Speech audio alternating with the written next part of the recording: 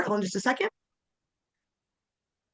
All right, so we have Cami Carrera from UTEP Compliance. She's the Director of Compliance at UTEP with us today, and two students who have joined us. Thank you guys for being here. Cami, if you'll give us a little bit of background, starting with your trip through collegiate athletics as an athlete and to where you are today. Perfect. Yeah. So I actually so I played softball. I was recruited to come and I actually played here at UTEP as well. I was here for 5 years. I redshirted a year because of an injury. Very prominent. I was very lucky that I had the career that I had when I was out here. Um, I had a really good last year coming back from my injury and led the NCAA in a bunch of different offensive categories for softball, which was a really cool experience for me. I always knew that I wanted to go into college athletics after I was done playing. I just didn't know to what extent. Knew I wanted to coach and I knew it could take me to different places. So once I was done playing, I've coached at the junior college level. I coached at the travel softball level. I've coached at a few different Division I schools. I did a GA over at a school up the road that is a Shall rival not be to named. a rival to UTEP, so I try not to say their name very much. But and then I ended up back here at UTEP, being able to coach on staff for about 3 years, and then from then I transitioned into a compliance role. So admin, I knew I wanted to get out of coaching at some point, just didn't know when. Found a good time. And then so I've been in this role. Is my third year going into this role. But it's been fun. So then making that jump from collegiate coaching and having that access to students and athletes all the time and being able to make a difference in their lives, how has that transition into compliance been for you on a personal level and having had that coaching background? Because at the compliance level, you don't have that those touch points. It's definitely different, but I definitely try to. I think my biggest thing is being in this role is I wanted to take part of what I used to do and integrate it into compliance. In the past and in my experience when it comes to compliance, you kind of hear about them, but you don't really see them. You don't really know who they are. You only need them when you need them. But I try to put myself in a situation where I'm accessible in ways that you normally don't see. So I try to get myself in front of student athletes as much as I can. I try to get out to the events. I try to just be around so that they put a face to my name, especially when they do need me for different things that come up. In today's day and age, when it comes to college athletics and you add in the transfer portal and all that, we have a lot more contact than previous years as far as compliance goes and face-to-face interactions with student athletes, especially when student athletes are trying to get an additional year. They're trying to figure out a few things, have questions about their eligibility. So I try to do a lot of those conversations face-to-face rather than just through an email. It's a lot easier. It's a lot, you can read faces a lot easier, so you know if somebody's understanding what's being said or if they're not understanding what's being talked about in those instances. So yeah, those are that I do try to transition. It's hard. Don't get me wrong. It's hard not having constant contact with student athletes like I used to, but I do my best to have that contact. So a lot of people who don't follow the sports world maybe as much as we do think that when you have violations that it's always the coach. Oh, the coach did something wrong. Oh, the program did something wrong. And people fail to realize student athletes make, bad decisions all the time that leads. So in your position right now at UTEP, are you finding that you do deal more with students who are concerned about violations or coaches or both? I think it's a mixture. I think students are worried that they're going to get in trouble for doing something wrong. I know at least back when I was playing, it was a little things were different. There was no such thing as NIL. There's no such thing as that name, image, likeness type of situation where you couldn't, like back in the day, if somebody was like, I want to pay for your meal, I'm like, absolutely not. You can't do that. I'm gonna get in trouble. Like you can't do that. Now it's like, oh well, let me sign this piece of paper for you and you can pay for my meal. Like we're good. Um, but they are still concerned. They're concerned about their eligibility because if their eligibility gets taken away, then they don't get to play. And in some aspects, because of the way college athletics is right now, they don't get to make money. So they are concerned about making sure that they do stay eligible. So you do find it. You still have coaches. You have a lot of coaches that are worried too. But I know from our aspect of things, what we try to do when it comes to violations is we try to have coaches and athletes and administrator, everybody in athletics understand violations are okay. Level 3 violations, we want them. They're okay. That means we have a healthy department of we're checks and balances. We're checking it. We're making sure that we are following those things. And if something goes wrong, we're like, hey, we found this. This is what happened there. Let's just make it right. So it's actually really important for programs to have level 3 violations, as long as it's not the same thing over and over and over and over again, because that's what results in it turning into those level 1s. Right. So when I was at UTEP working in the athletic department, it was a football game, and the quarterback's parents were prevented from getting to their seats. And so their ticket was wrong. There was a problem with their tickets. And so I knew who they were. They knew who I was. I got them to where they needed to be. And only after everything happened was I told that was a level 3 violation. And so I had to go to talk to who was the director of compliance at the time. My stomach was in knots. I was so embarrassed and upset. And he's like, not a big deal. These kinds of things happen. But hearing about violations and knowing that something could happen, it does put your stomach in knots, and you do feel like, oh, I have sinned. Yeah, no, for It sure. causes consternation. And I try to keep things light. I actually have a little button in my office that when something comes up and a coach is feeling a little bit, I'm like, well, lucky you get to press the button now. They're like, what do you mean? I just got a violation. I'm like, all right. Violation.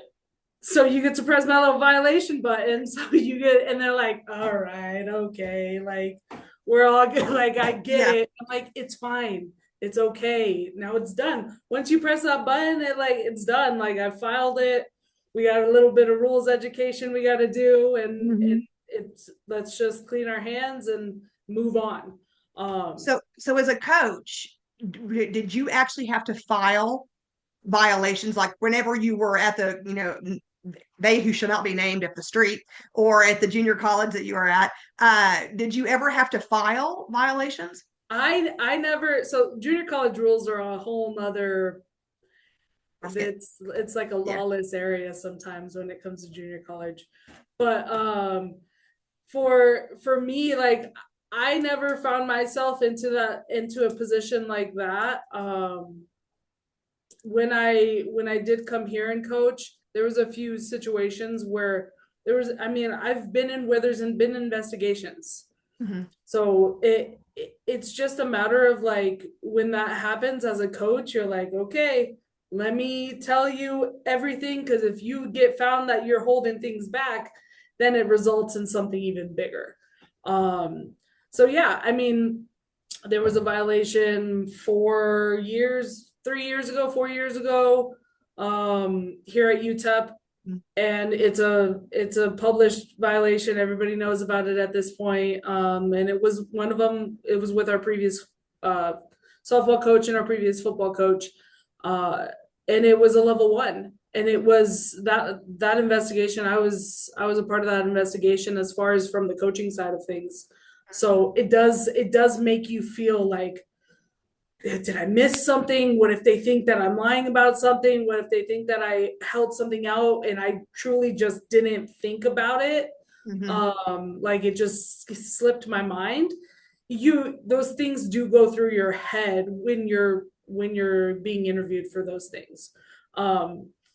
It's and that means if you're feeling that way, that means you're a good person, right? If you Right. don't feel that way and you're going through that, you're holding something back. I had a coach back when I was back in high school who used to tell me, if you're looking over your shoulder to see who's watching you, you're probably doing something you're not supposed to be doing. So that's kind of the same concept of if you're Right. sitting in that room and you're saying something and you're like, yeah, like looking around, like, let's see if is anybody around who's going to hear me say this to not fit, not match up with my story, then you probably shouldn't be saying those things. Right. So as a coach, you just kind of you do what you expect your student athletes to do. That's how I look at it. Expect your student athletes to have integrity, do the right things, be honest. So you have to show it as a coach too when you're being asked questions when it comes down to an investigation like that. So regarding reinstatement letters for students who've been suspended, UTEP really hasn't had to write a reinstatement letter, correct? We haven't. We almost had to do one recently. We almost we there's been violations recently over the past few years where there's been situations where somebody has to pay something back.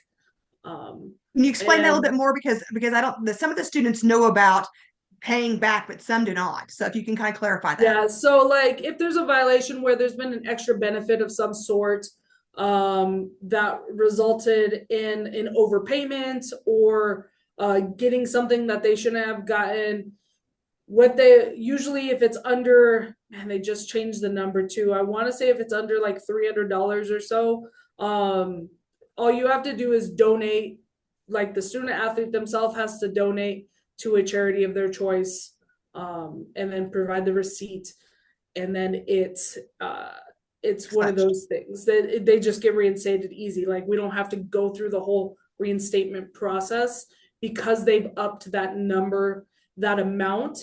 Whereas previously it was a lot lower, so the reinstatement process was happening more often. Okay. Because they've upped that amount in situation in level 3 violations like that, it's reduced the amount of work. They don't want people to have to do a bunch of work that's like, all right, this is getting unnecessary. It's just becoming a burden.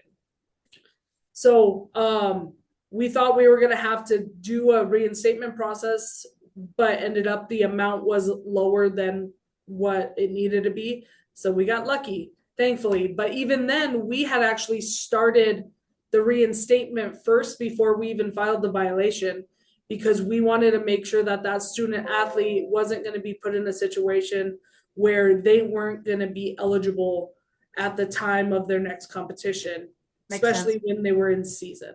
Right.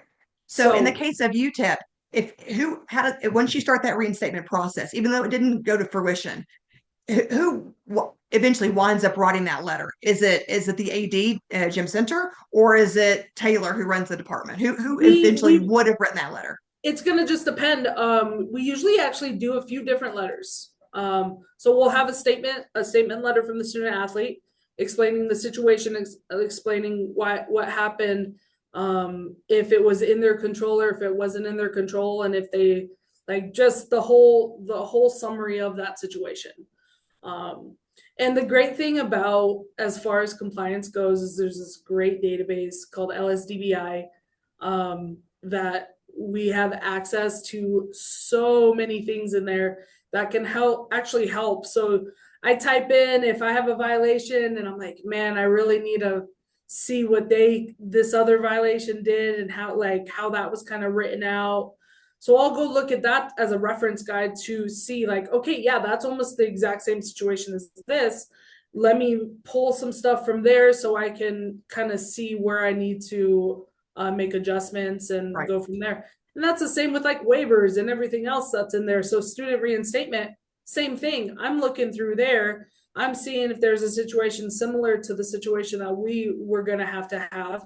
And I'm seeing, okay, yeah, this one was approved. How? Like, what was their situation? What made it to where the student reinstatement committee decided, yes, we are going to approve this reinstatement? Or like, this one was denied. Why was that one denied? just to get a feel of why, so you can kind of be like, okay, yeah, our situation fits into this a little bit more, fits this one a little bit more. So yeah, we'll get a statement from the student athlete. We'll get a statement from if there's any other parties associated with that. Let's say if it was like your situation when you had, like, we'd ask a statement from you, type just saying like, I apologize, I didn't know, like this is on me, type of a situation, and then we'd get a statement from somebody within compliance as the institutional statement. Control statement. Yeah, so usually we just classify it as an institutional statement. Some of them require the AD. Most of them, like in a case like that, they want it. So it just really just depends on the individual situation. Awesome. So I do have three, as you can see, three gentlemen on the call. Do any of the three of you have a question about something that you've heard or a question that you would like to ask her regarding, I think some of you have mentioned NIL several times in maybe your discussions or your papers. So I know that's a hot topic right now. Does anybody have a question for Cami? Oh, come now. Okay, go ahead, Lucas. I have one, yeah. So you kind of already touched base on it, and Dr. Stell, you just said it too. But I was just curious in the NIL era, how often like violations are regarding that you'll have to deal with. Like how frequently will one come across your desk that you have to sort of go over? Very rare, Okay. in the sense just because it's such a fluid type of landscape right now with it, and there's not really much set in stone still. Like, yes, it's been going on for almost 5 years now at this point, but it's still very, very young. It's in its infancy as far as the development of the whole NIL program and what's going to happen. And you have your different state laws and all of that.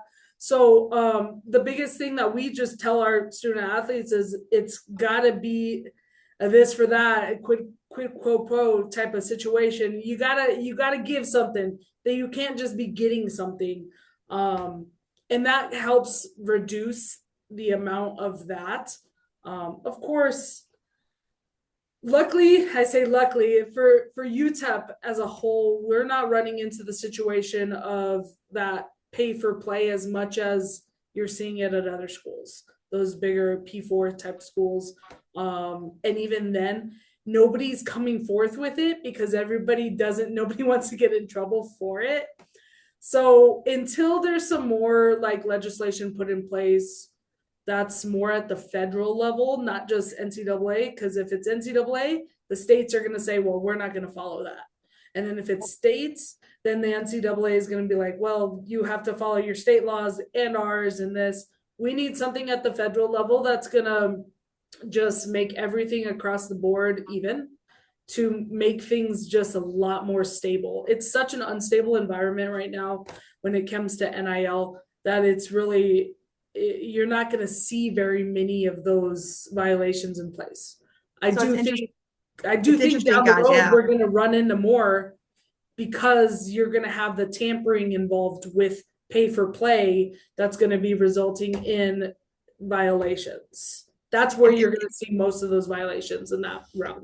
And because we're in the state of Texas, in Texas, you cannot wear your uniform. Like if you're doing advertisements for someone, you're not allowed to wear your uniform. You're not allowed to wear anything that says UTEP. You can't even wear just a jacket that has the logo on it. It can't be done on anything. And so you have like surface, anything. Yeah.